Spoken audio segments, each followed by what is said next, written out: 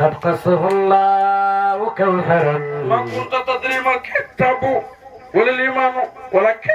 جعلناه نورا نهدي به من نشاء من عبادنا يقول برسول الله لكن وإنك لتهدي إلى صراط مستقيم صراط الله كل الذي له ما في السماوات ما في الأرض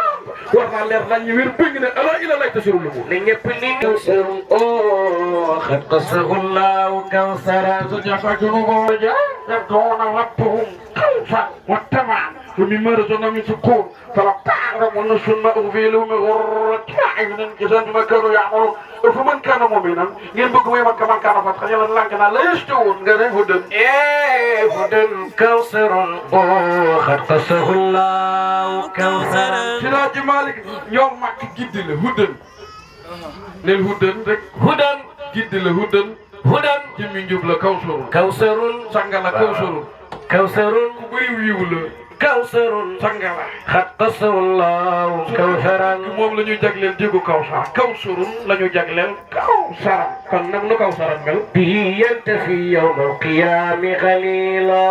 Sidaaji Malik ne kawsar ëllëg yowal qiyam kuy dee deele marum sukuraat boo dekkee naan ca moo doñ nga tabel ja لا أبيض لونا Sidaaji Malik nu kawsar mel mu ne moo gën a weex ci couleur من حليب ودونه kawsar gën a weex couleur ci meew kawsar dàq من الحلو عذب شيب فيه نسيلا moo dàq ci cafka ndoxam galaas mu ñu forotee lem kawsar ko dàq وكيزانوا Sidaaji Malik ne na koppi kawsar ya مثل الكواكب عدة mi ngi day ni bidiwi asamaan ci lim سقانا به الرحمن يوما نهول yàlla ñu ci yàlla nam dal keroog bis pénc سبير sangala صبير niir wa قد أذلت وأصبلت keral na ko te sëmbërtal na ngir ñaan nga له فانجلى حر وزال محول tàngoor wa makk nekk woon dañ bekkoor ga ñu nekk woon dañ دعا ثانيا ñu ñëw nag na ko ndox mi ëpp na nag mu ñaanaat لما اشتكوا فور مائها ba ndox ma taayee فكان انكفاف للصبير عجيل xam nga lu wax allahumma hawalayna la alayna